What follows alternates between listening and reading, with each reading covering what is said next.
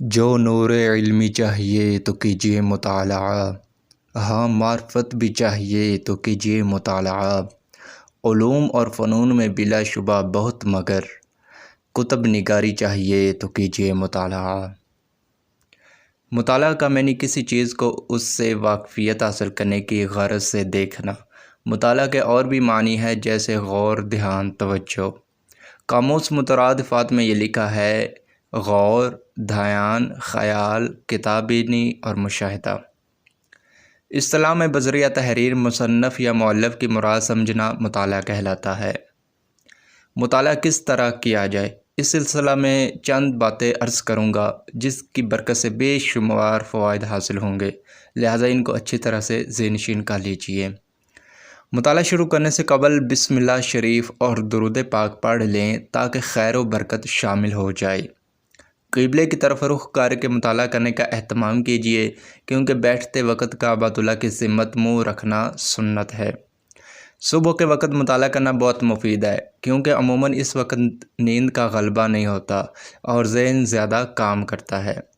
شور و غل سے دور پرسکون جگہ بیٹھ کر مطالعہ کیجیے۔ مطالعہ کرتے وقت ذہن حاضر اور طبیعت تر و تازہ ہونی چاہیے۔ اونگتے اونگتے مطالعہ کرنا غلط فہمیوں میں ڈال سکتا ہے۔ وقت مطالعہ ضرورتاً قلم ہاتھ میں رکھنا چاہیے کہ جہاں آپ کو کوئی بات پسند آئے یا کوئی مسئلہ یا جملہ جس کی آپ کو بعد میں ضرورت پڑ سکتی ہو، ذاتی کتاب ہونے کی صورت میں اسے انڈر لائن کر سکیں۔ صرف آنکھوں سے نہیں زبان سے بھی پڑھیے کہ اس طرح یاد رکھنا زیادہ آسان ہے۔